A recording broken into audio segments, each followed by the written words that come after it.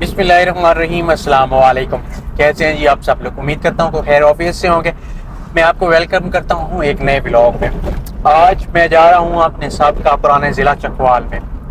ज़िला चकवाल में हमने कुछ ब्लॉग शूट करने थे, उस सिलसिले में मैं जा रहा हूँ। तो हमारा चूँकि अपना ज़िला बन चुका है, हम इंडिपेंडेंट हो चुके हैं। लेकिन यहाँ पे मैं बात करना चाहता हूँ आपसे ज़िले की डेवलपमेंट पे।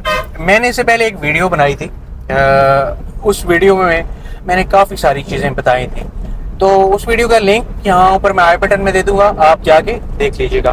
तो मुझे लगता है कि जब ज़िले का इफ्तिताह हुआ था और उस फंक्शन में हाफिज़ अमार यासिर जो हमारे MP हैं, जिनकी कोशिशों से ये ज़िला बना है, उन्होंने जो तकरीर की थी, उस तकरीर में मुझे लगता है कि मेरी सारी वीडियोज़ के उन्होंने वो जवाब दिए हैं। तो उनकी बहुत पॉजिटिव मिशन है, अल्लाह करे कि वैसा ही हो जैसा उन्होंने कहा था। और वज़ीर आला जो हैं हमारे पंजाब परवेज़ इलाही साहब, उन्होंने भी कहा कि हम तलागाम को इंडस्ट्रियल जोन बनाएंगे। तो पहली इंडस्ट्री का इफ्तिताह NOC, जो खबरें हम सुन रहे हैं कि पहली इंडस्ट्री का NOC जारी कर दिया गया है, वो इंडस्ट्री है सीमेंट फैक्ट्री और उसके नाम पे शुमार है। बहुत सारे लोग को तहफ़्फ़ुज़ात हैं उसके नाम पे। उसका नाम है फातिमा सीमेंट फैक्ट्री। तो वो कहते हैं जी ये बैग्स पे लिखा जाएगा, वो नीचे होंगे, बहुत सारी चीज़ें हैं। लेकिन मैं यहाँ पे आपको एक बात कहता हूँ कि मुझे पूरी सीमेंट फैक्ट्री पे ही तहफ़्फ़ुज़ है। उसकी वजह क्या है? उसकी वजह ये है कि सीमेंट फैक्ट्री जो है वो बहुत ज़्यादा पानी कंज्यूम करती है और हमारे इस इलाके में, हमारे इस डिस्ट्रिक्ट तलागांग में पहले ही पानी की बहुत शदीद कमी है। आपने सुना होगा कि इससे पहले हमारी अक्सरियत आबादी की जो है वो फोर्सेस में है, वो फौज में है और बाकी वो नौकरी पेशा करते हैं। अब यहाँ के लोग जो हैं कारोबार या दूसरे ज़राअत में बहुत कम इन्वॉल्व है। उसकी रीज़न यही थी कि हम इससे पहले हमारे जो आबाओ अजदाद थे उनसे ज़मीन से पानी निकालने के वसाइल ही नहीं थे। तब तो ये नदी नालों का पानी इस्तेमाल होता था और बारिशों पे डिपेंड किया जाता था। इस वजह से खेती बाड़ी होती नहीं थी और वो फौज वगैरह में चले जाते थे। इस मेरी बात से तलगंग के लोग जो मुझे देख रहे हैं वो यकीनन एग्री करेंगे। तो अब होता क्या है, उसके बाद जैसे जैसे तरक्की हुई, ज़मीन से पानी निकालने के वसाइल पैदा हुए, तो थोड़ी बहुत खेती बाड़ी शुरू हुई। तो पानी की पहले ही कमी है, तो जब सीमेंट फैक्ट्री लगेगी तो जो पानी ज़मीन के अंदर है वो भी हम निचोड़ लेंगे, हमारे इलाके तो बंजर हो जाएंगे। हमारे जो ज़्यादातर हिस्सा है वसाइल हैं ज़राअत से आते हैं, तो ज़राअत हम कहाँ से करेंगे? खेती बाड़ी हम कहाँ से करेंगे? दूसरी बात, आप ये कहते हैं कि जी चकवाल में सीमेंट फैक्ट्रियां लगी, तो भाई चकवाल वालों से जरा पूछे तो सही, कौन सा इस्लामाबाद बन गया? उनको जो सीमेंट फैक्ट्रियां लगाने से पहले लॉलीपॉप दिए गए थे कि यहाँ से सीमेंट फैक्ट्रियां लगेंगी, इलाका पेरिस बन जाएगा, ये बन जाएगा, वो बन जाएगा।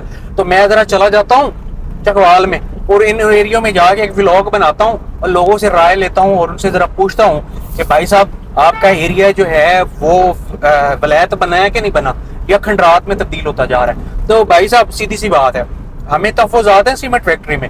अगर आपने इंडस्ट्री लगानी है तो पीनट इंडस्ट्री लगाएं। मोपली होती है हमारे इलाके की, पीनट इंडस्ट्री लगाएं। मैं आपको बताता हूँ कि मोपली का जो छिलका होता है ना, जिसको आप डड्डा बोलते हैं, डड्डा, वो जो छिलका होता है ना, वो उसकी भी प्रोडक्ट्स बनती हैं। पीनट की बहुत ज्यादा प्रोडक्ट्स बनती हैं, बटर बनता है, बहुत लातादार प्रोडक्ट बनती है। उनको अमेज़न पे बेचे जाके, भाई उनको अमेज़न पे बेचे। अमेज़न से बाकी जो डिस्ट्रिक्ट्स हैं वो अरबों रुपए कमा रहे हैं उनके नौजवान। आप अपने नौजवानों को लगाएं कि वो जाके जो पीनट है यहाँ पे उसकी आप फैक्ट्री लगाएं, इंडस्ट्री लगाएं और उसको बेचे जाके अमेज़न पे। मूंगफली भी अपनी, इंडस्ट्री भी अपनी, रेवेन्यू यहाँ का यहाँ पे आएगा। ये मेरी बात आप लिख लें। लेकिन जब आप सीमेंट फैक्ट्री लगाएंगे, हमारा जो वसाइल है वो हमारे इस्तेमाल होंगे, पानी हमारा इस्तेमाल होगा, पत्थर हमारा इस्तेमाल होगा और जो फैक्ट्री लगाने वाला है वो यहाँ से सारी चीज़ें निकाल के ले जाएगा, हमें कुछ नहीं मिलना। दूसरी इंडस्ट्री मैं आपको बताता हूँ जी। दूसरी इंडस्ट्री आप लगाएं ऑलिव्स की, यानी कि जैतून की।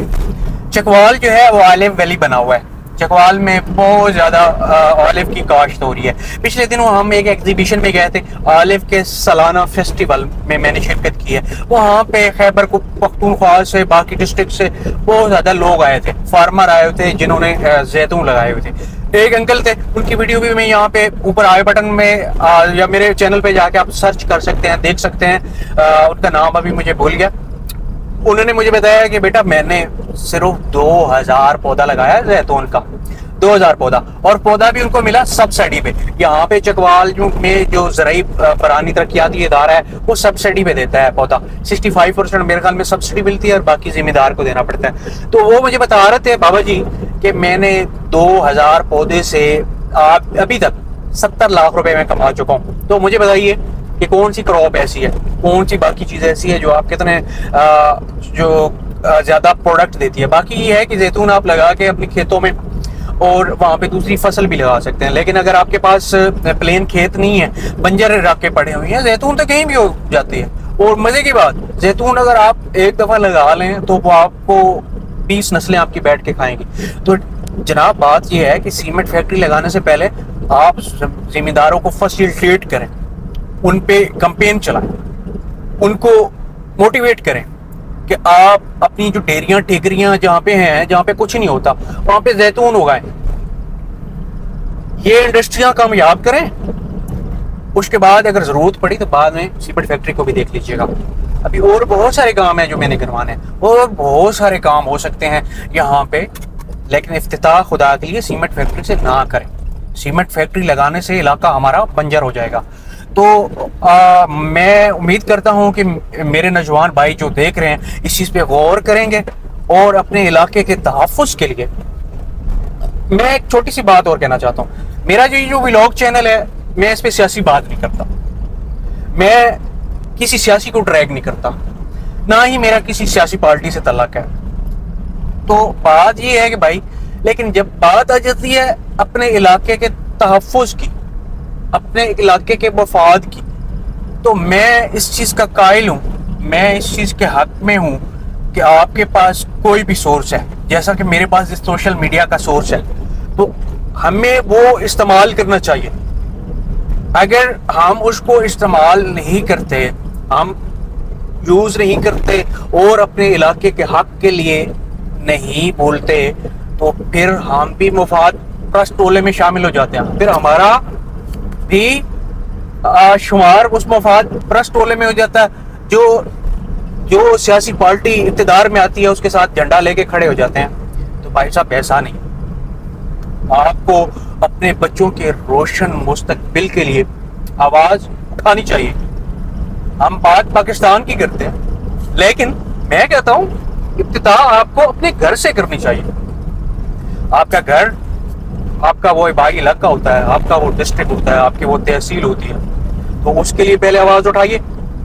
तो वो आवाज़, वो ही आवाज़ आपकी पाकिस्तान के लिए आवाज़ है। तो एक नारा लगाइए, पाकिस्तान जिंदाबाद। अपना और अपनी फैमिली का बहुत सारा ख्याल रखिएगा। मिलते हैं अगले किसी व्लॉग में। मुझे अब दीजिए इजाज़त। अल्लाह हाफ़िज़।